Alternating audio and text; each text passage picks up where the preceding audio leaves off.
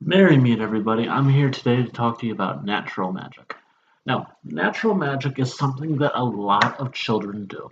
So, as I talk to you about natural magic, I'm going to give you the definition from Wikipedia, which we don't usually use that kind of stuff in the occult because we like to research and we learn better.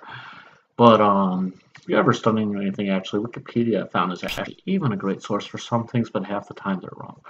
But the actual one of the definitions of it is obviously in the context of Renaissance magic is the part of the occult which deals with natural forces directly, as opposed to ceremonial. It's not entirely true. I've also heard natural magic defined as with nature, because you're using the forces of nature or with trees and elements and all that.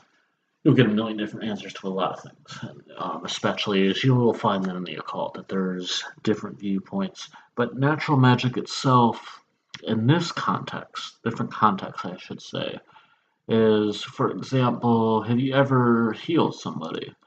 For example, when I was a kid, I had a buddy who hit himself with a hammer in the hand, and it really hurt him. And I took his hand, and I imagined energy going over it, and it healed.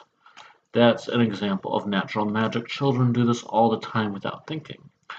What often happens is we keep telling kids, oh, it's your imagination, imagination, that's just your imagination. And while it is your imagination, imagination is actually part of magic.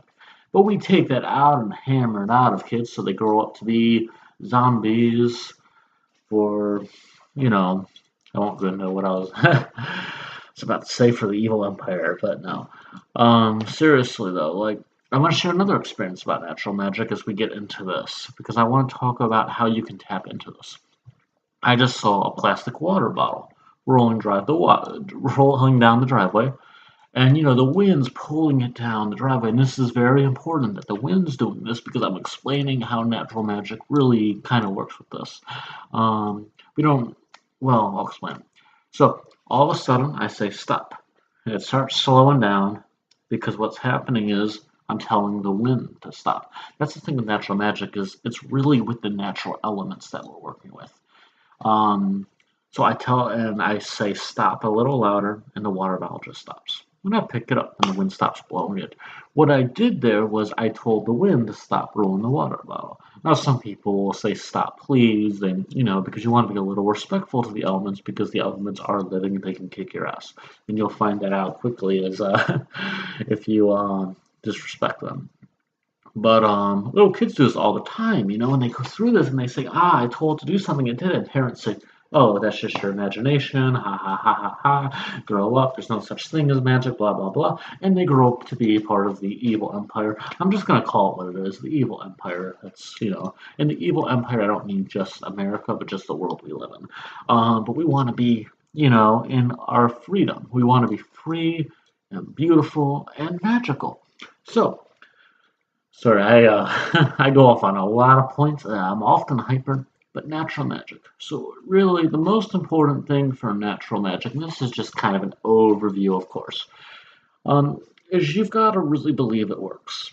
And the reason that is because if your mind doesn't believe that it works, your mind's not going to do it. Because it's you're sending signals to the natural elements. Fire, remember the elements: earth, air, fire, and water. I had to think about that for a second. It's been a long day. So, you've got earth, air, fire, and water. These are your elements in natural magic. And the difference between this with regular spells is, for example, let's say you're doing a love spell or a money spell. You're using candles, usually is preferred for love spells, but there are other ways.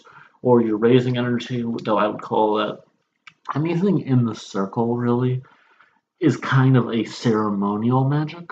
Um, or in front of the altar, that would be ceremonial magic. But natural magic is you just think it and it happens. You create it with you go right through your mind. I was always good with that. Another thing is chai energy. If you put your hands together, a little trick, you all should really look into this because chai energy is fucking awesome. Sorry to any kids who are watching this, but hey, we're witches, we curse. So you put your hands together and you imagine ball of energy forming. And I'm not actually even going to do it now because I really need to focus. I don't really want to do that in the video. But you're going to imagine it focusing, and eventually your hand's going to blow out like that, and you're going to imagine a ball of energy. And you'll actually feel that energy. Then you can move that energy more. That's another form of natural magic. Natural magic is powerful because it's in its pure form. Ceremonial magic is to train the mind to direct it, and it's great for great spells.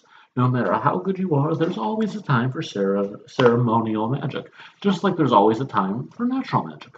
Um, but learning natural magic trains the third eye.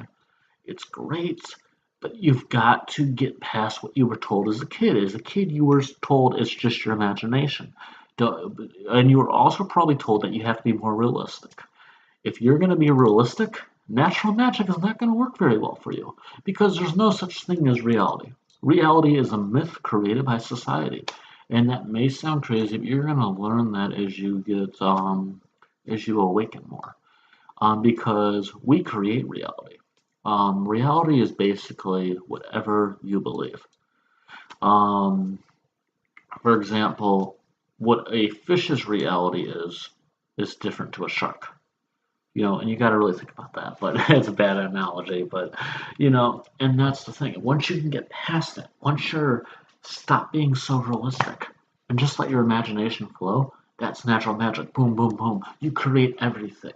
The way the ancients, the original cavemen or the original pagans, they had they would like what? They would draw out I just do it naturally. What's the official term for that? There's an official term for it. There's two different kinds of magic as described by Buckland. Anyway, for example, let's say they were hunting a deer, they would do a sculpture of a deer being hunted. And that technically is a form of natural magic, because they're hunting, but they're training their mind. It does kind of cross ceremonial, that's up for debate. But the point is, anybody can do natural magic. You just have to focus, let your imagination soar, give it a try. I challenge everybody. If you see a bottle rolling down the driveway, if you see something moving in the wind, direct the wind to stop it.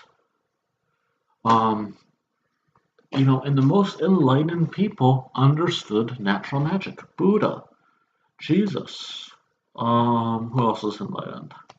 Luke Skywalker. No, but seriously, and they always understood it. Because if you look at the enlightened people, they do magic. Every single one of them. Walking on water, that's fucking witchcraft.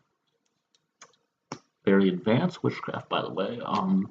But that would be an example of natural magic. So yeah, give it a try. Whatever you want, just imagine it. Create it in your mind. Focus on it. And again, I love ceremonial magic too, but natural magic. Give it a try, everybody. If you have any questions, comment. Please to help. And I kind of went off in a million different directions with this. I hope it helps. Blessed be.